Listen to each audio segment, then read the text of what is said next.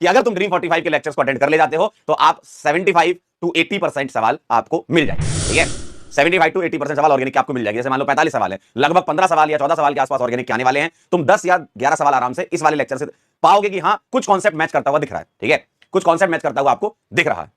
तो ये रिवीजन के लिए है, आप इसको अच्छे से रिवाइज करके चले जाओगे, आपको ऐसा लगेगा कि हाँ यार जो ड्रीम 45 में सर ने कराए थे इसी टाइप के कुछ कॉन्सेप्ट मैच कर रहे हैं, है ना। जैसे मान लो हमने कोई रिएक्शन कराई सपोज आपको 2 ब्यूटेनॉल की और एग्जाम में आपको दे दी 1 ब्यूटेनॉल से, है ना। तो बस ये थोड़ा बहुत अंतर दिखेगा आपको। ठीक है, क्लियर एकदम बात, गेम के नियम आप समझ गए। हेलो बच्चों, बाबा नमस्कार, स्वागत है सभी लोगों का आज के लेक्चर में। जी हाँ, तो आपके सामने हम आ चुके हैं जनता की भारी डिमांड पर ड्रीम 45 का ऑर्गेनिक केमिस्ट्री का लेक्चर। हेलो हेलो हेलो, कैसे हैं आप सभी लोग, कैसी चल रही है तैयारी, जल्दी से बता दो फटाफट से। Good morning, good morning. सुबह सुबह उठ जाते हो तुम लोग, सही बताओ। और बताओ क्या चल रहा है, तैयारी कहां तक पहुंची हुई है आपकी, बताइए जी। चलिए भाई स्टार्ट करने जा रहे हैं हम। तो भैया गेम के नियम समझ लें पहले, तभी आपको पता चलेगा कि क्या होने वाला है। गेम के नियम ऐसे हैं कि ऑर्गेनिक केमिस्ट्री का आपका ये है, फिर पार्ट 2 इनऑर्गेनिक केमिस्ट्री और फिजिकल केमिस्ट्री पार्ट 3 आएगा आपका, और उसकी इन्फॉर्मेशन आपको कम्युनिटी पोस्ट में भी मिल जाएगी। इसी तरीके से बॉटनी और जूलॉजी का भी ड्रीम 45 प्लान कर लिया गया है। ठीक है, तो सारे ही लेक्चर आपके पास आने वाले हैं एक एक दिन में।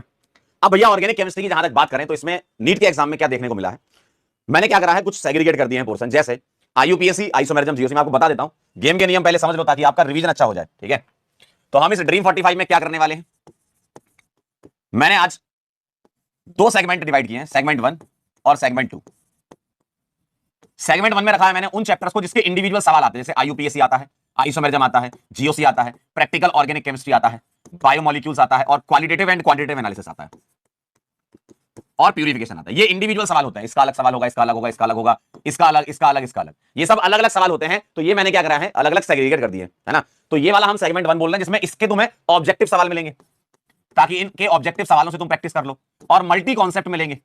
मल्टी कॉन्सेप्ट का मतलब है कि एक सवाल के जो 4 ऑप्शन है, कुछ इस तरीके से सवाल उठाए गए हैं, ठीक है, कि जिसमें मल्टी कॉन्सेप्ट लग रहा हो, ज्यादा से ज्यादा चीजें आपकी रिवाइज हो जाए, है ना। ये रिवीजन के लिए है। और सेगमेंट 2 में बात आती है हाइड्रोकार्बन से लेकर अमीन्स तक की,